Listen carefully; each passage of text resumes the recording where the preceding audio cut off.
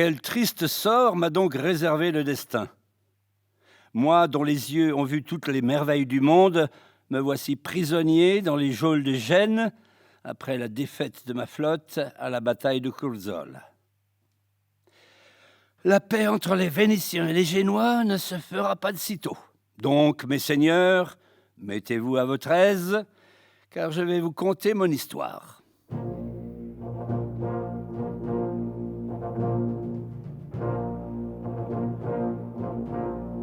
Mon nom est Marco Polo. Je suis né à Venise, le 15 septembre de l'an 1254. Je n'ai connu mon père Niccolo et mon oncle Matteo qu'à l'âge de 15 ans. Avant que je ne vienne au monde, ils étaient partis pour un long voyage en Asie à la recherche de nouvelles routes marchandes. C'est ainsi qu'ils arrivèrent jusqu'à la cour de Kubilai Khan, l'empereur des Tartares et des Chinois. Lorsque vint le moment de partir, Kubilai Khan leur remit une tablette de commandement, un sauf-conduit leur permettant de traverser les territoires de l'Asie en toute sécurité et de disposer de tout le ravitaillement dont ils avaient besoin.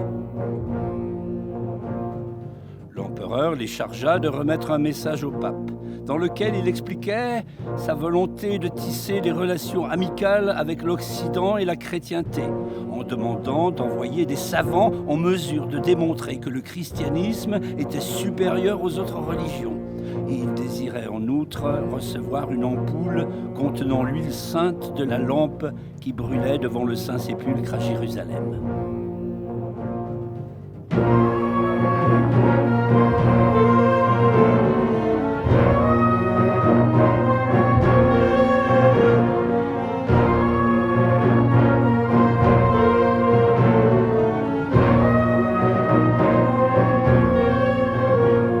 Lorsqu'il rentra à Venise, mon père apprit que ma mère était morte. J'étais donc le seul à l'attendre. J'avais 15 ans à l'époque.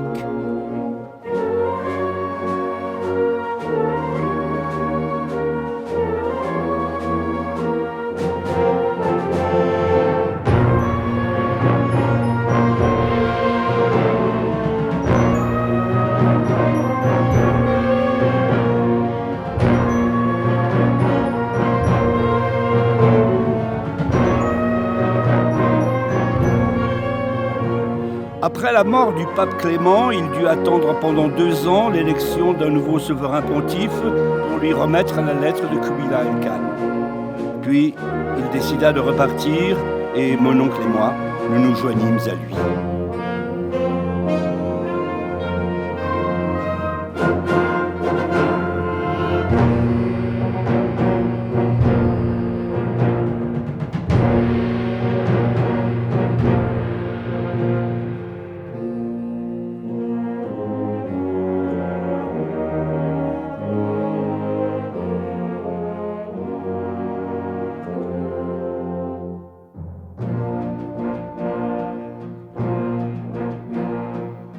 Nous larguâmes les amarres à Venise en l'an du Seigneur 1271.